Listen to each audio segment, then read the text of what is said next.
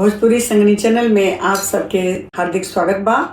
जेवाना बनाए के आंगना घरे घुमले चलो सखिया जहाँ गंगाया साननवा चलो सखिया जहाँ गंगाया साननवा चलो सखिया जेवाना बनाए के आंगन घरे घुमले चलो सखिया जहाँ गंगाया साननवा चलो सखिया जहाँ गंगाया साननवा चलो सखिया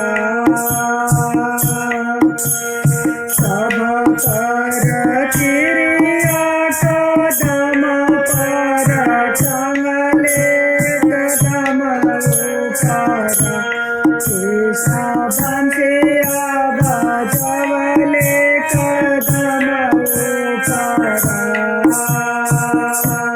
शीशा बंसिया बजवले कदम ऊपर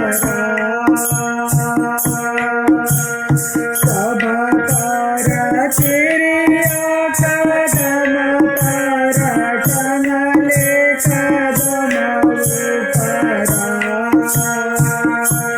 कृष्ण बंसिया बजवले कदम ऊपर कृष्ण बंसिया बजवले कदम ऊपर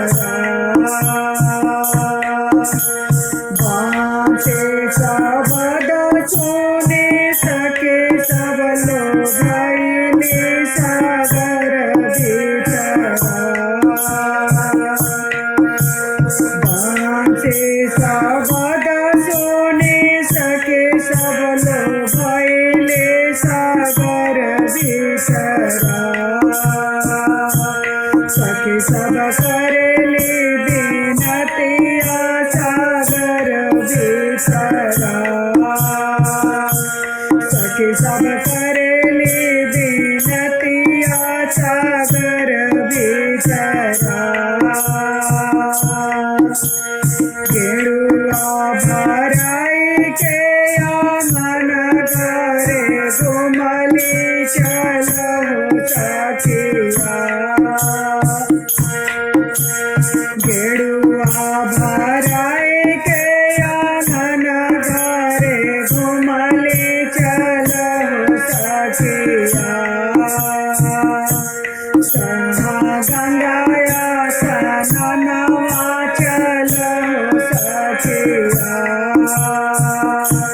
जहाँ गंगाया साननवा चलो सखिया जहाँ गंगाया साननवा चलो सखिया। आप सबके प्रिय गीत कैसन लगा? प्रिय गीत भजन सबके कैसन लगा?